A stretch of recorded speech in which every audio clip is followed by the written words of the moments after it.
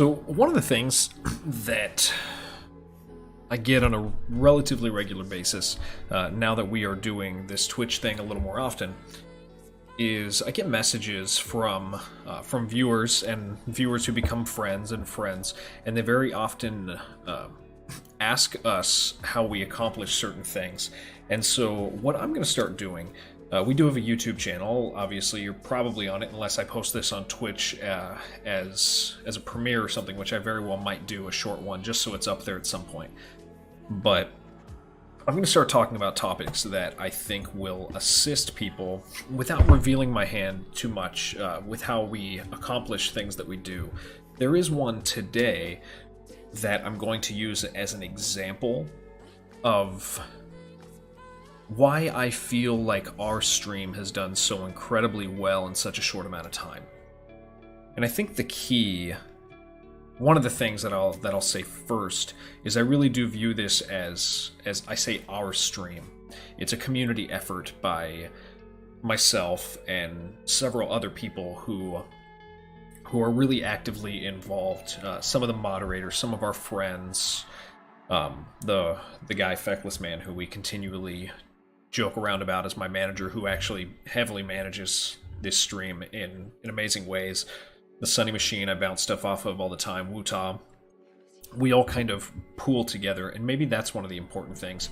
But the primary thing that I want to bring up today is very often people look at our stream and they ask me, how do you do the technical things that you do?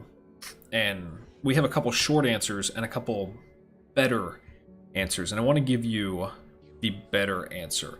And I'm probably going to reference this video to a lot of people who message me. And if you are one of those people who's messaged me and I've linked you this, I hope that you learned something. I hope that you get the frame of mind we are in that helps us to run and operate the stream the way we do. I'm doing this live, and I've never really explained this process through a video, so hopefully this is helpful. If not, I'll delete it and you'll never see it. But one of the example that I'm going to use today is an awful lot of people have approached me about the souls counter that we have in Dark Souls. So I'm going to load up Dark Souls. I'm going to show what it is. I'm going to show how that's done.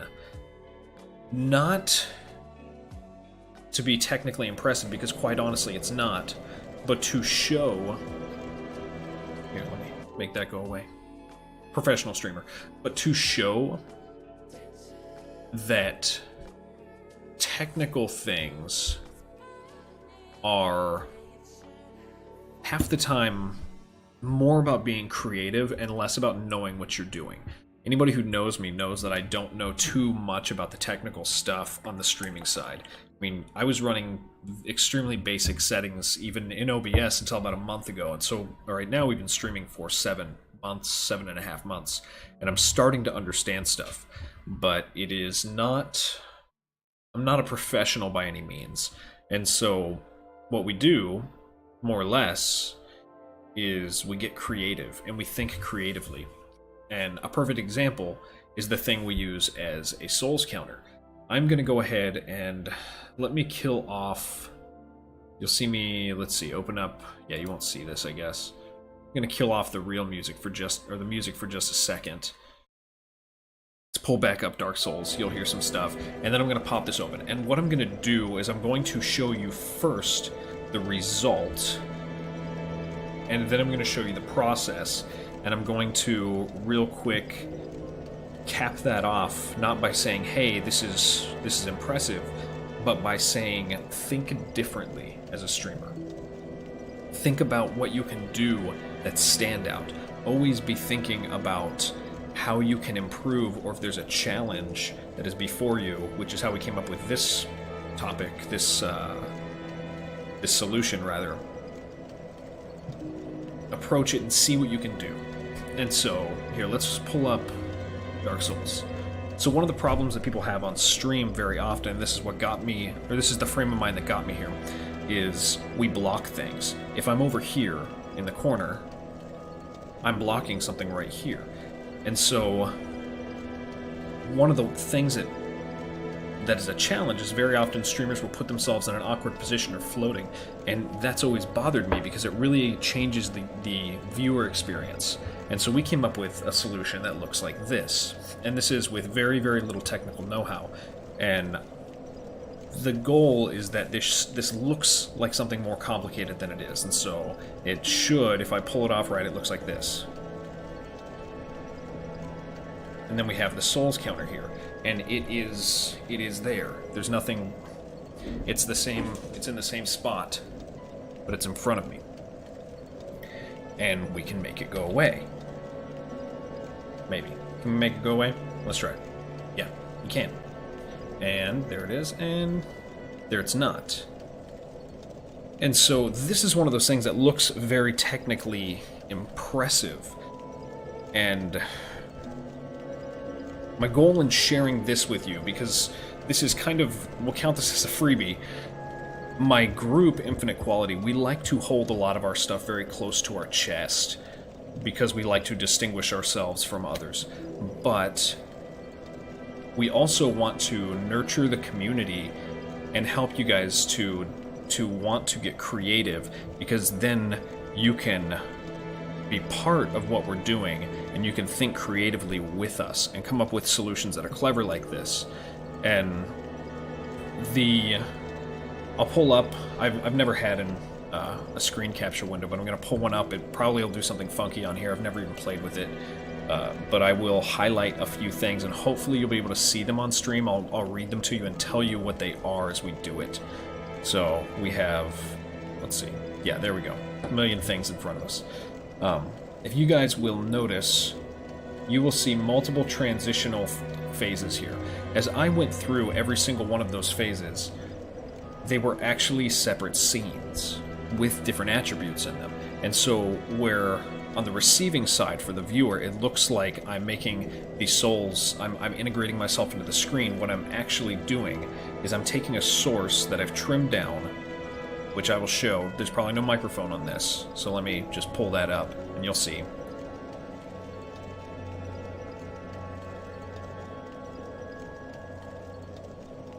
So I'm taking that source, which is actually just an entire full game capture cropped down to just that portion, and I've positioned it in the exact spot that it is in the world.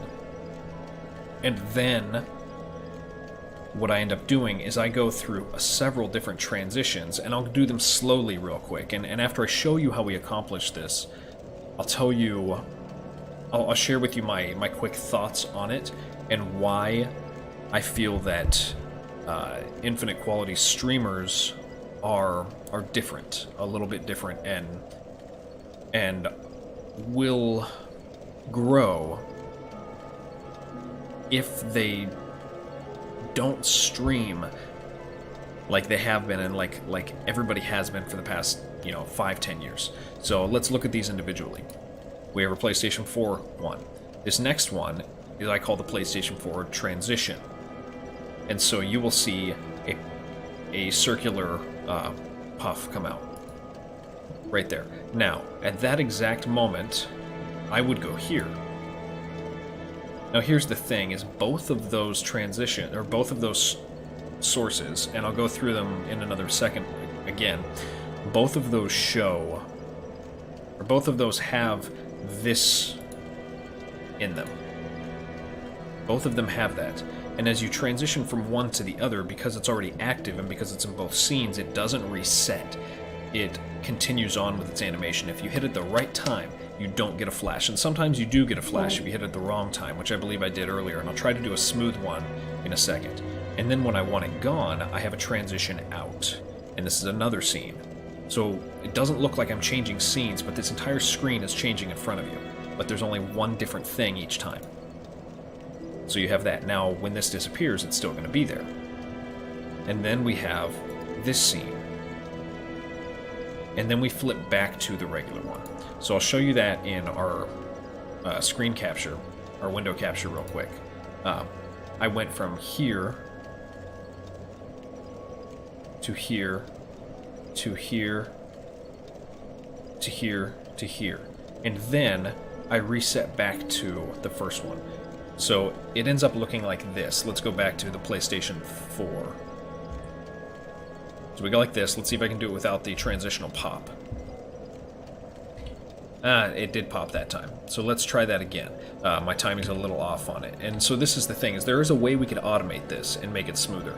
I just haven't bothered doing that with this. There are more complicated versions of this that I can mention to you, and those are the things that I'm going to hold close to my chest on this, because you will see those at some point.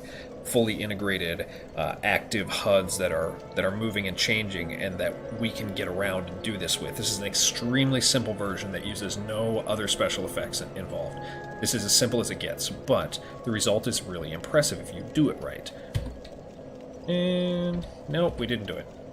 Try it one more time. Sorry, with me on stream here, it's a little sloppier, trying to not do it organically.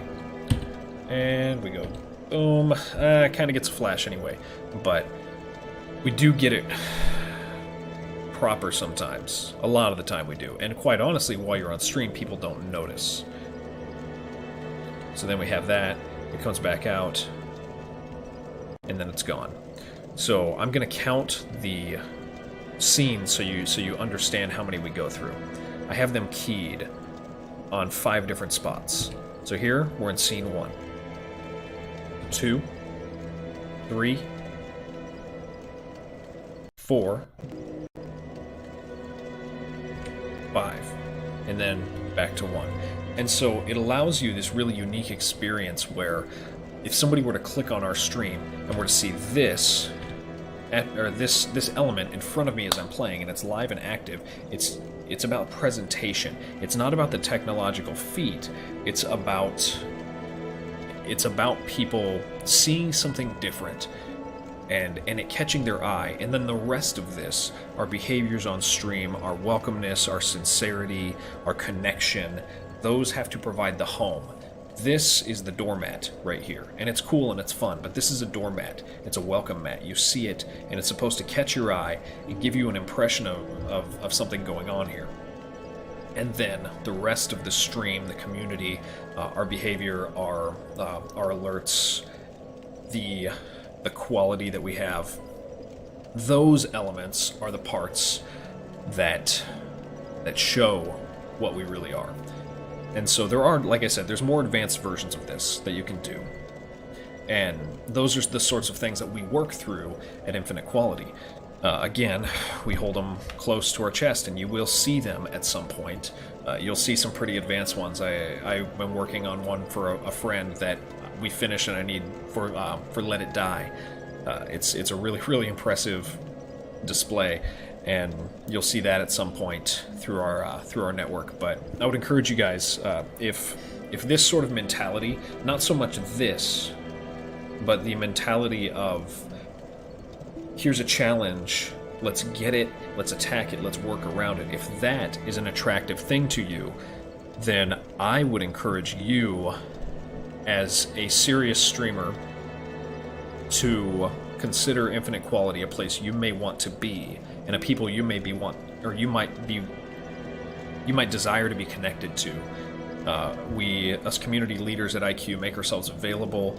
We really, it's not a paying gig. It's a community thing, and the benefits for us is that we get to be involved in other people's growth and get to see it and get to experience community around us, and we love that. So please, if it interests you, make sure you go to twitchiq.com. That is www.twitchiq.com. Throw an application in.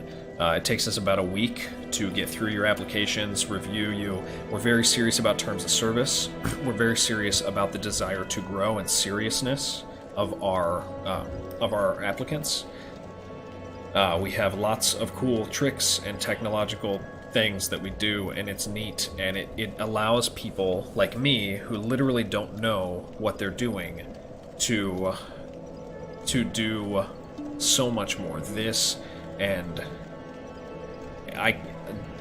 if you guys have been by the stream, you know the things that we have managed to accomplish, and not just the technological things, but we also are very, very much about looking at the things that challenge us as streamers and helping us to get better, helping our practices to get better, helping our ideas about game selection, where to go, what to say, how to look, what a preview image is. We do a lot of work with you guys, but you got to be serious and you got to want to do it.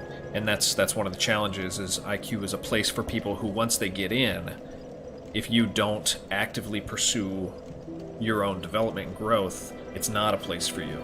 It's not a free ride. It's a place for hard workers. So if you want to work hard, if you want to learn tricks to help you succeed in real, sincere ways, I would encourage you to join us. Please, we look forward to seeing you. It's about time to stream. Goodbye. Do we have a cool button to get out of here? Let's see. Let's just go back to the TV room.